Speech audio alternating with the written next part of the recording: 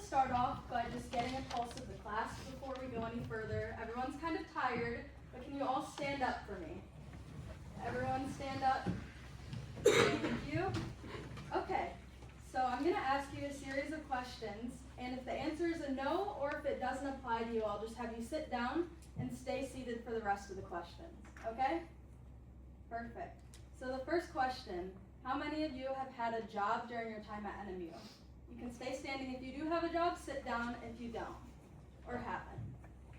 Okay, lots of people are working then.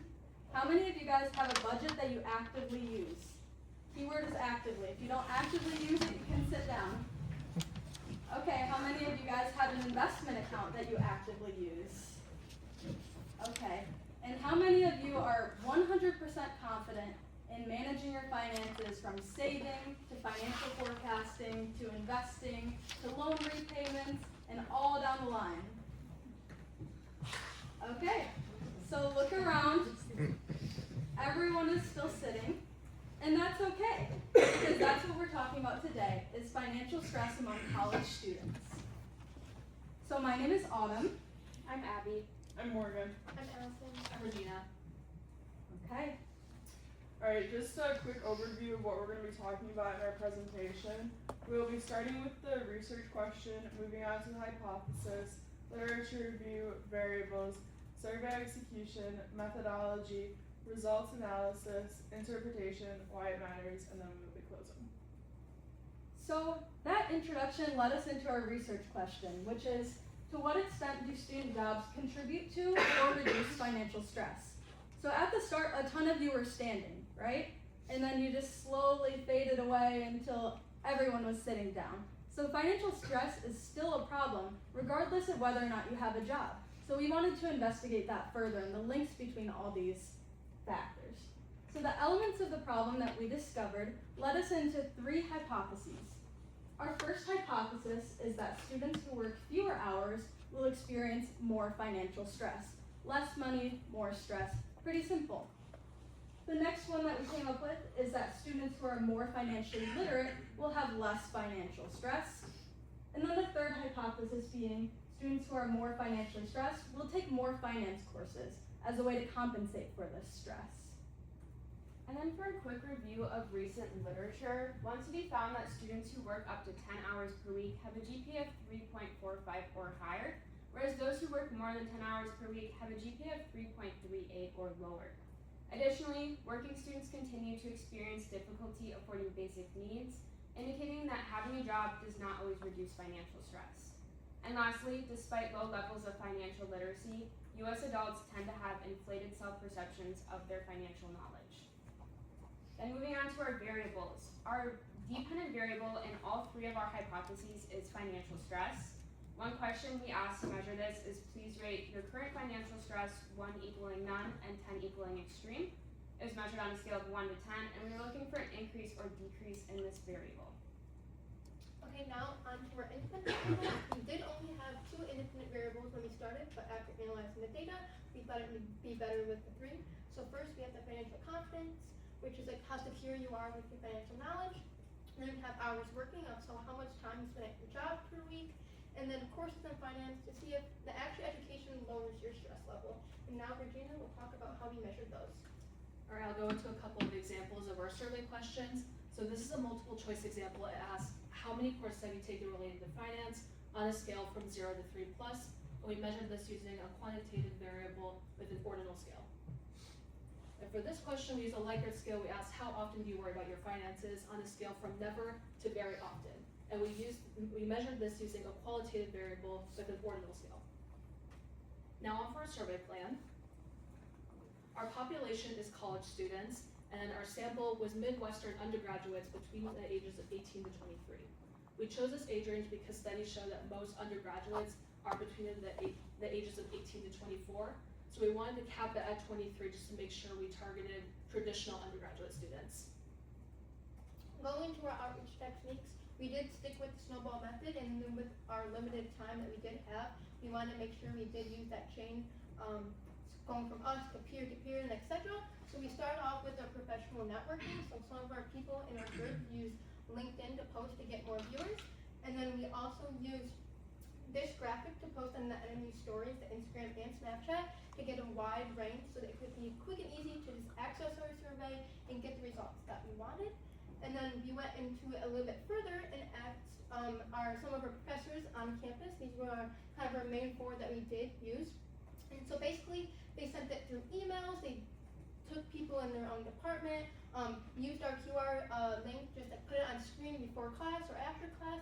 So we did want to get a variety of different departments since we are all in the College of Business. We wanted to expand. And so this is Ghana in the Earth and Environmental Sciences department. And then this is Derek and Lucy. So for some of you, you might have them in some of your classes.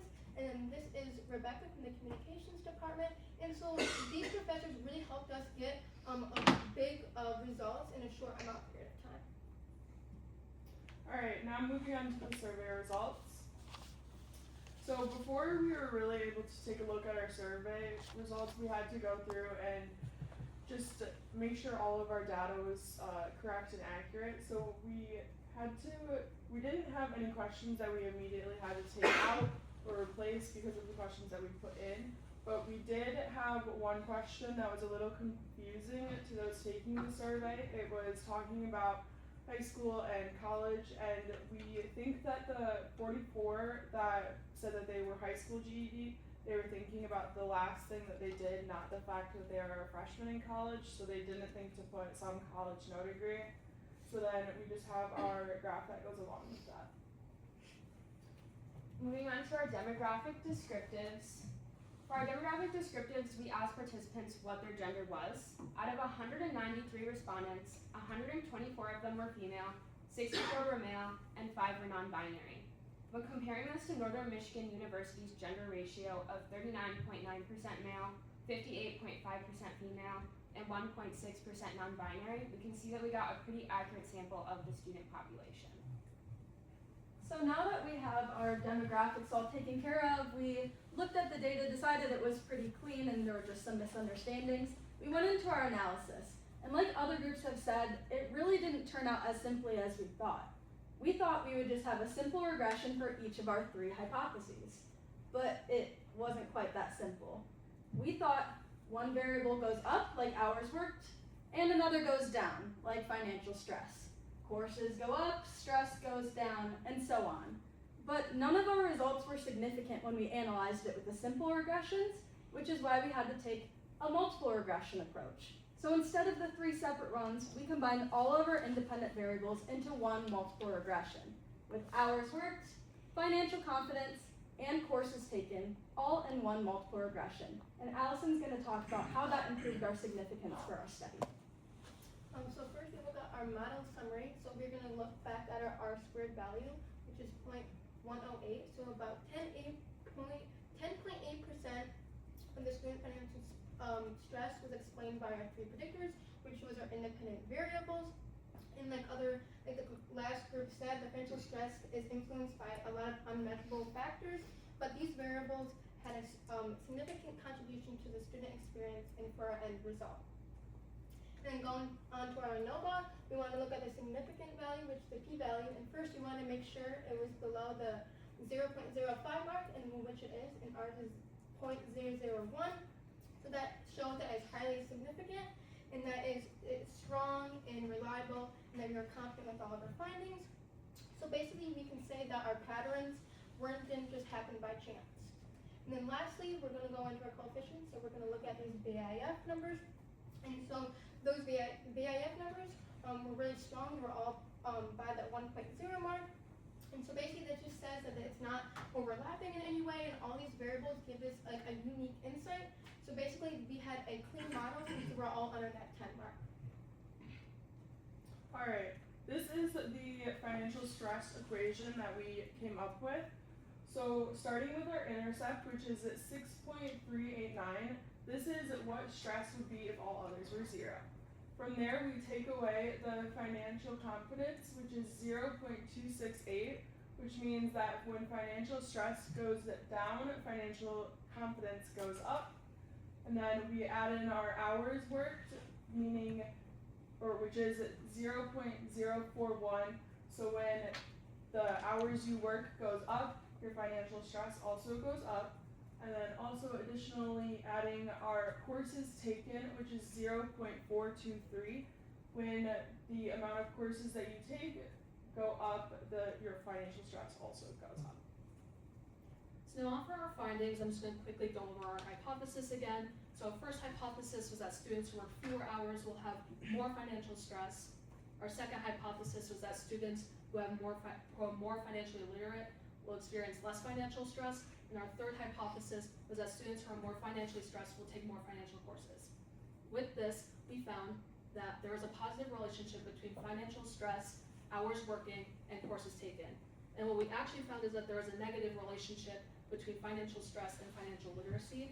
We assumed the negative relationship was something that we didn't take into account in the beginning, was that if a student is more financially literate and knows more about finances, they're also going to know more about the consequences of finances and will have more of a reason to be stressed. Whereas if someone doesn't know anything about finances, you don't know what you don't know.